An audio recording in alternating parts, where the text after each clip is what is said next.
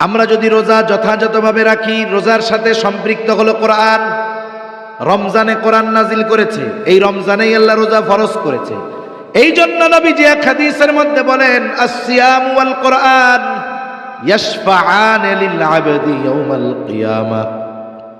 সিয়াম এবং কোরআন বান্দার জন্য কিয়ামতের দিন আল্লাহ তাআলার কাছে সুপারিশ করবে। সিয়াম বলবে, আয় রব, মানাতুহু, আমি তাকে মানা করেছি, আত-তাআমা ওয়াশ-শাহাওয়াত, আমি তাকে স্ত্রীর কাছে যাইতে, খানা খাইতে বাধা প্রদান করেছি।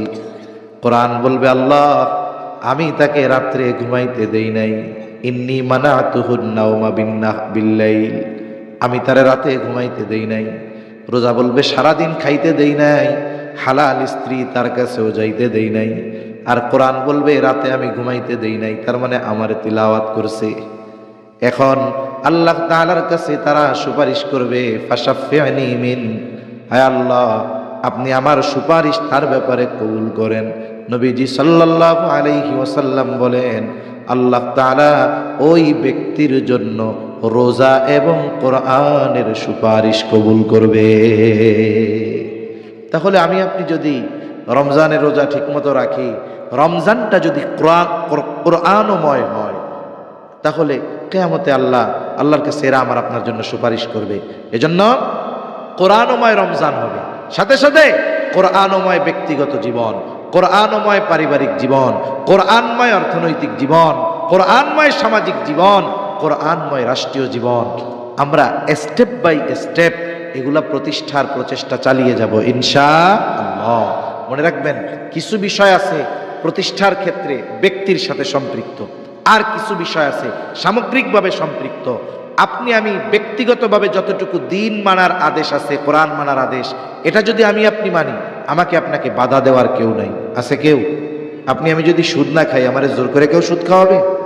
আপনার ঘরওয়ালিকে, আপনার স্ত্রীকে, আপনার কন্যাকে আপনি যদি পর্দা করিয়ে চালান, কেউ বাধা প্রদান করার আছে? আমি যদি গুনাহ না করি, জোর করে গুনাহ করানোর কেউ আছে? তাহলে এগুলো তো আমার ব্যক্তির সাথে সম্পৃক্ত, এগুলো আমাকে প্রতিষ্ঠা করতে হবে। সাথে সাথে গোটা দুনিয়াব্যাপী, রাষ্ট্রব্যাপী আমাদের শাসন ব্যবস্থা যেন কোরআনের আলোকে হয়, এজন্য নিজের অবস্থান থেকে প্রচেষ্টার সাথে সাথে দোয়া অব্যাহত রাখতে হবে। এজন্য আমাদের রমজান, জীবন, হায়াত এগুলো যেন কোরআনময় হয়। আমরা যেন কোরআনকে শুধুমাত্র ফজিলতের তিলাওয়াত করলে সওয়াব, এতটুকুর মধ্যে সীমাবদ্ধ না রেখে দেই।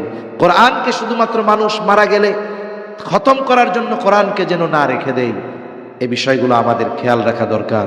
এজন্য আমি শুরুর দিকে বলেছি, যারা আওয়াম আছেন বিশেষ করে, কমপক্ষে এতটুকু চেষ্টা করেন এই রোজায় যে আমি কোরআনুল কারীমের সূরা ফাতিহা সহ বাকি ছোট 10টা সূরা অর্থ সহ, অনুবাদ সহ, ব্যাখ্যা সহ আমি একটু শিখব।